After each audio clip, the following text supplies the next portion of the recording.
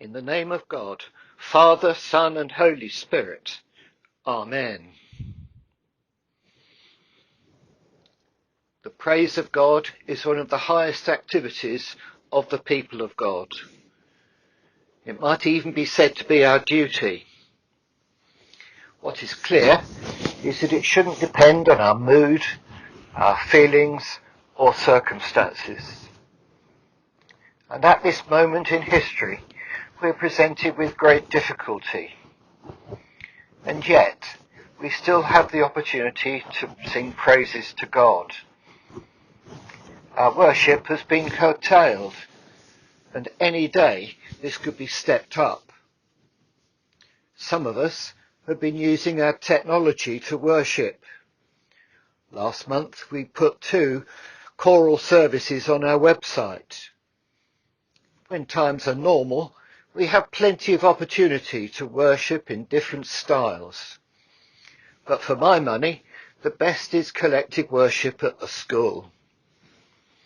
We get help.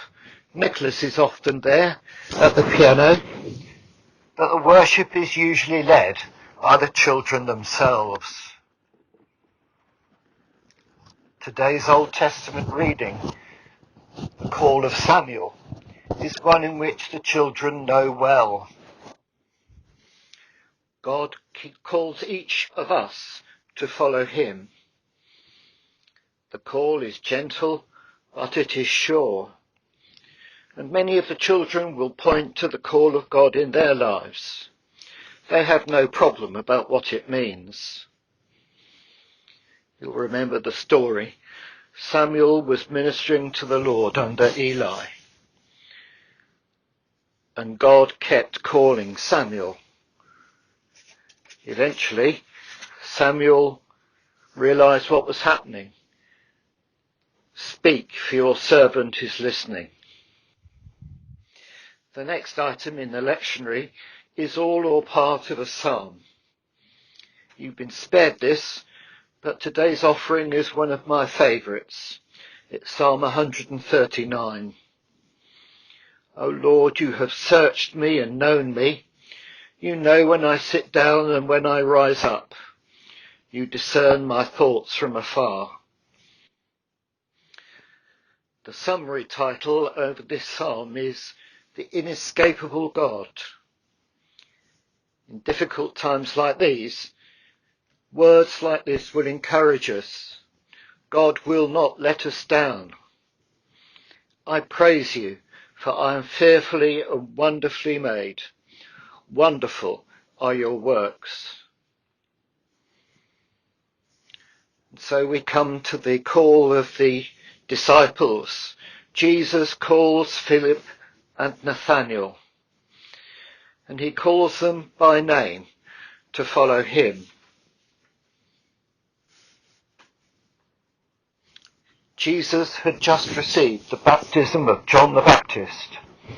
John has witnessed the descent of the Holy Spirit like a dove. I've seen and I am the witness that he is the chosen one of God. What this reading says to me is that God takes the initiative. He calls all sorts of people to serve him, and this is no less true today. He calls all sorts of people for all sorts of tasks. For we, like Andrew, have found the living Lord, the Messiah. Like Nathanael, we have found Jesus to be the Son of God. And like these disciples, our message to the world is a simple one. Come and see. We do not know what the future will bring, but we can be sure that the Lord will bless us in his service. For God takes the initiative, and he calls all sorts of people, just as he did in our gospel reading, all sorts of people for all sorts of tasks in his service.